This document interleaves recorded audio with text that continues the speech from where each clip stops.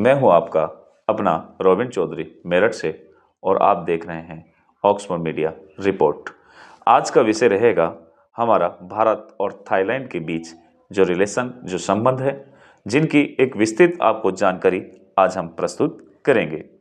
यह रिपोर्ट आपकी उन छात्रों के लिए है जो UPSC, international relation, current affairs and diplomacy के लिए ये एक बेहद महत्वपूर्ण तथ्य है। इनमें विश्लेषण, नीतियां, संस्कृति और भविष्य की दिशा सब शामिल है। आइए दर्शकों, हम आज चर्चा करते हैं भारत और थाईलैंड के संबंध में, जो संस्कृति और रणनीति और कनेक्टिविटी का एक ब्रिज। आज मैं आपके सामने प्रस्तुत करने जा रहा हूं दक्षिण पूर्व एशिया के उस देश की ओर जो भारत का एक सांस्कृतिक भाई, आर्थिक साझेदार और रणनीतिक पड़ोसी, वो है थाईलैंड। भारत और थाईलैंड के बीच जो संबंध केवल आधुनिक राजनीति तक सीमित नहीं है, बल्कि इनकी जड़ें हजारों वर्षों पुरानी हैं, जब भारतीय संस्कृति, धर्म और व्यापार ने थाई सभ्यता को एक आकार दिया। आज जब भारत एक्ट ईस्ट पॉलिसी और इंडो पैसिफिक विजन को आगे बढ़ा रहा है, तो थाईलैंड इस नीति का मुख्य स्तंभ, यदि हम कहें तो अंग्रेजी में की पिलर, बन चुका है। इस ऐतिहासिक पृष्ठभूमि में भारत और थाईलैंड का रिश्ता सभ्यता, संस्कृति और धर्म से जुड़ा है। लगभग 2000 साल पहले भारत से व्यापारिक और धार्मिक संबंध थाईलैंड तक पहुंचे। अशोक के दूतों ने बौद्ध धर्म का प्रसार थाईलैंड तक जाकर किया। थाई भाषा में संस्कृत और पाली के हजारों शब्द पाए जाते हैं। थाईलैंड की राजधानी अयुत्या का एक नाम अयोध्या से लिया गया है। थाई राज परिवार रामायण को राम कियन के नाम से भी राष्ट्रीय गाथा मानता है। ये संबंध सॉफ्ट पावर डिप्लोमेसी का सबसे एक पुराना उदाहरण है, जहां संस्कृति ने राजनीति से पहले पुल बनाया। बात उस काल को लेकर करें तो जो आधुनिक काल और औपचारिक संबंधों की शुरुआत है। भारत और थाईलैंड ने अपने राजनयिक संबंध 1947 में स्थापित किए। भारत की स्वतंत्रता के तुरंत बाद 1950 के दशक में दोनों देशों ने एक दूसरे में दूतावास खोले। 1956 में भारत के राष्ट्रपति डॉक्टर राजेंद्र प्रसाद थाईलैंड गए और 1962 में थाई प्रधानमंत्री फील्ड मार्शल सरित थानारत भारत आए।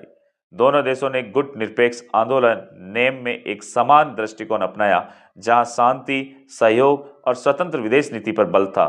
भारत और थाईलैंड के संबंध में विकास पर चर्चा करें तो 1980 के दशक में भारत और थाईलैंड के संबंध व्यापार और पर्यटन पर केंद्रित थे, लेकिन एक असली परिवर्तन आया 1990 के दशक में, जब भारत ने लुक ईस्ट पॉलिसी और थाईलैंड ने लुक वेस्ट पॉलिसी अपनाई।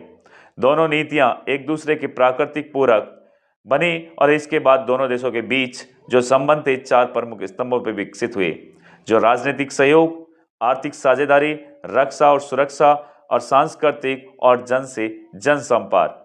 बात करें उन आर्थिक संबंधों पर, जब भारत और थाईलैंड के बीच व्यापार और निवेश तेजी से जब बढ़ रहा था, तो जो प्रमुख सहयोगी क्षेत्र थे, जो ऑटोमोबाइल्स, ऑटो पार्ट्स, इलेक्ट्रॉनिक्स और हार्डवेयर, कृषि उत्पाद जिसमें चावल, रबर और फल, James and jewellery, pharmaceuticals and medical उपकरण।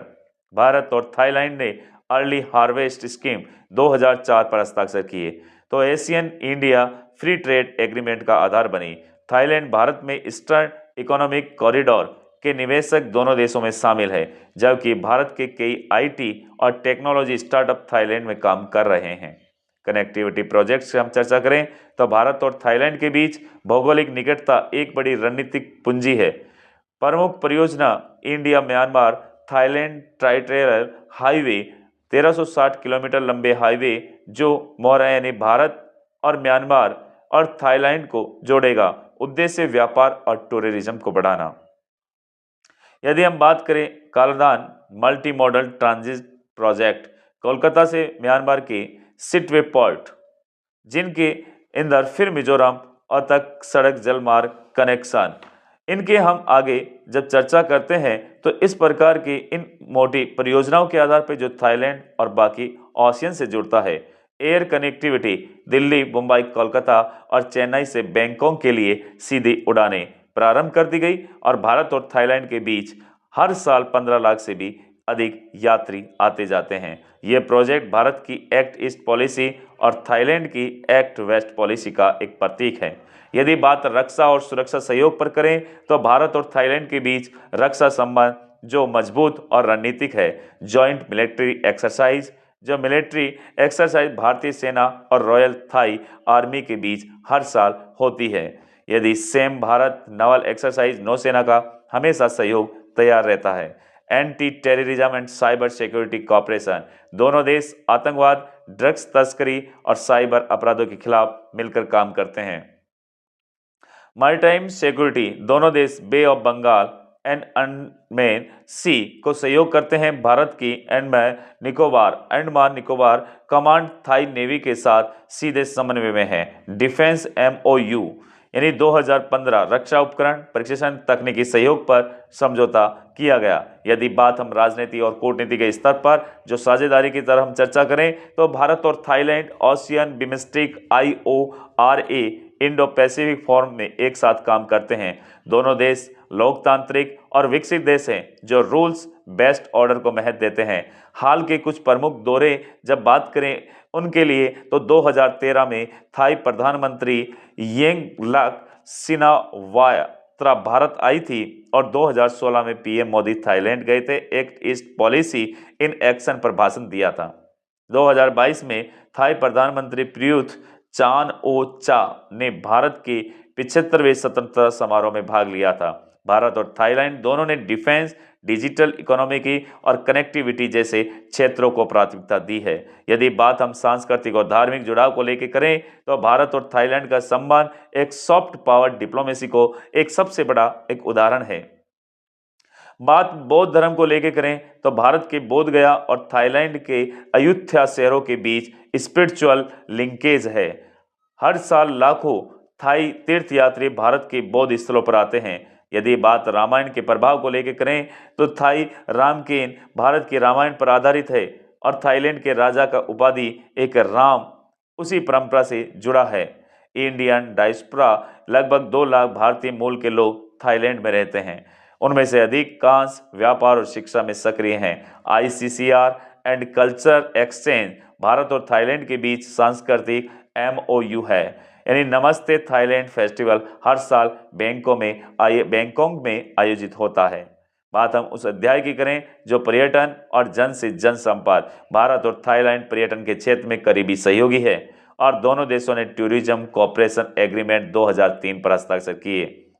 यदि हम उस आंकड़ों को लेकर बात करें तो 2024 में लगभग 1.6 मिलियन भारतीय पर्यटक थाईलैंड गए और थाईलैंड भारत के शीर्ष 5 पर्यटक स्थलों में से एक है। थाई नागरिकों के लिए ई-वीजा सुविधा और एयर बबल एग्रीमेंट ने दोनों देशों के बीच आवागमन को और भी आसान बना दिया गया है। बात करें इंडो पैसिफिक और क्षेत्रीय रणनीति को लेकर तो भारत और थाईलैंड दोनों इंडो पैसिफिक रीजन के केंद्र में स्थित है।